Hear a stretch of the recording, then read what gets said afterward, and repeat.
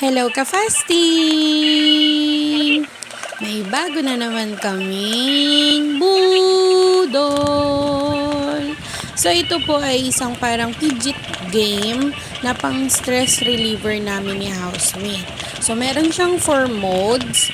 Ang una po na nilalaro namin ay level mode. So yan si housemate. So pinas forward ko lang po at medyo matagal po kasi yung laro niya. Inabot po siya ng level 27. Pero ang level po nitong game na to ay hanggang 200.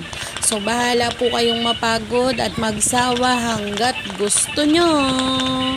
So meron pa pong ibang levels at ipapakita ko po dito sa video lahat yon. So 'di ba napakabilis naman ni housemate talaga maglaro, no? Tsaka nakakatuwa lang po talaga siya panoorin. So ito naman po ang school mode kung saan kailangan mo pong pindutin lahat yung 10 buttons or yung fidgets para po matapos mo yung kada level niya. So yan, ganyan siya.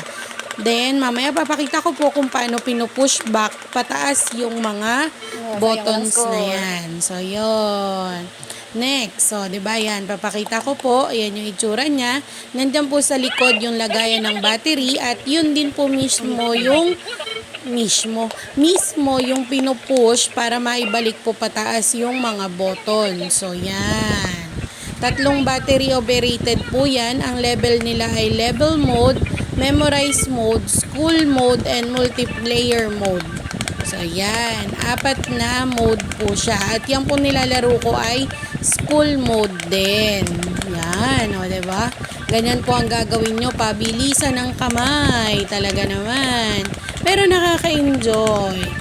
Kaya, feeling ko magugustuhan din po ito ng mga bata. And, patok po ito ngayon at trending sa alam niya na kung saan yon, yung may mga dance.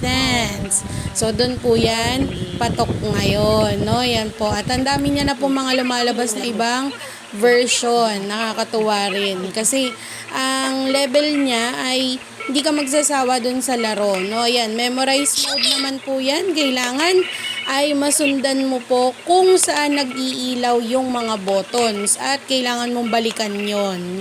Ganyan po yung memorize mode. So, yan lang.